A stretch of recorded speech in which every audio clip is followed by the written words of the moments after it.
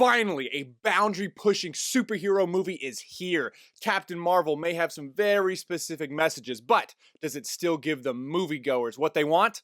Let's find out. I'm Ben Davies. This is Pure Hollywood.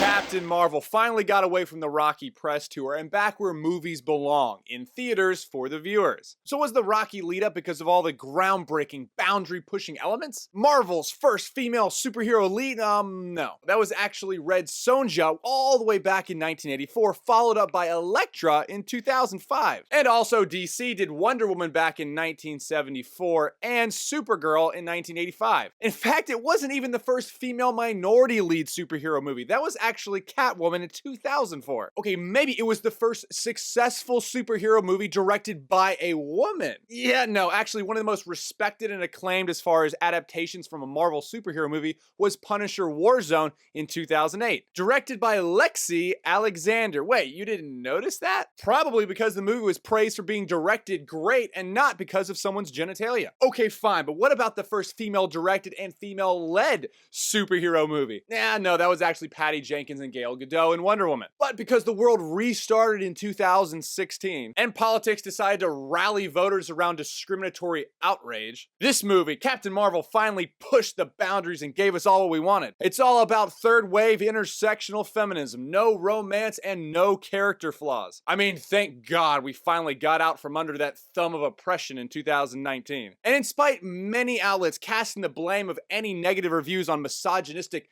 male critics, many female reviewers saw the same flaws in the movie, including reviews in Time Magazine, Us Weekly, The Associated Press, and the Chicago Tribune, which is totally fine. Not everyone's gonna like every movie. I mean, even The Dark Knight didn't get 100%. So though of course there are flaws in any movie, does this movie give the people what they want? Now, spoilers ahead, my viewer review is a 3 out of 5. Specifically, what worked best in this movie were the special effects and comedy. And as far as just going to the movies to unplug your brain and take it in, this movie has enough fight scenes, special effects to entertain you through it, and some fun comedy to service that. Now, there are some serious drags in the third act, where her intersectional female comrade is just forced in there, but we all move on, and my score sits somewhere between the viewer reviews and the critic reviews on Rotten Tomatoes. It's kind of just a kind of film. Now, my critic review is a 3 out of 5. Here's the thing. When you push an agenda in a movie, the characters, the plot, and the themes all start to feel forced. And they were. There is a message about standing up when you fall. Now, we all agree to that, but what is Captain Marvel standing back up to do? It's to be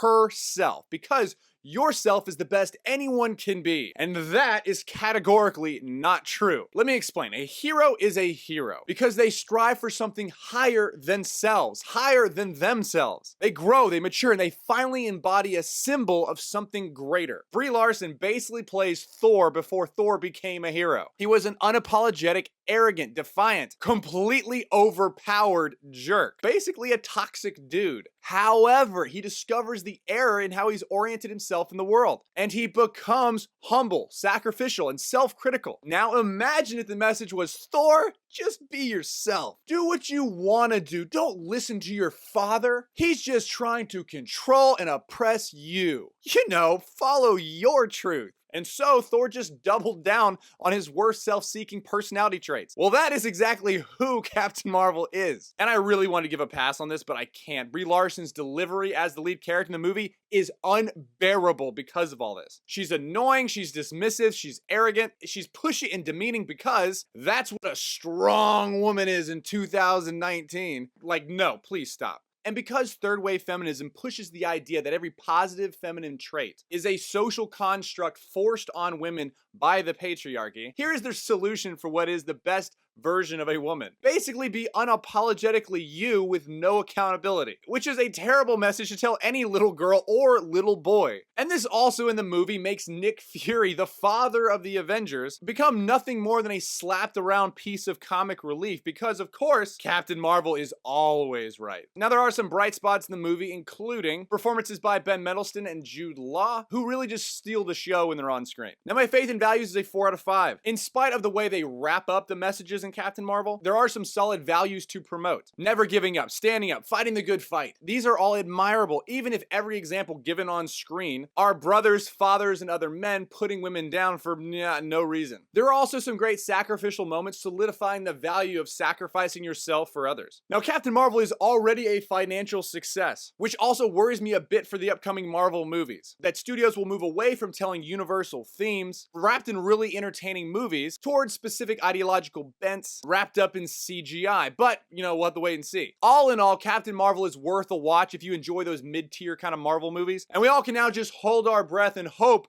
they don't ruin Endgame in a few months. I'm Ben Davies, this is Pure Hollywood. So that's the end of the video, so why don't you like, subscribe, and even click that little bell symbol down there too, so you never miss another video.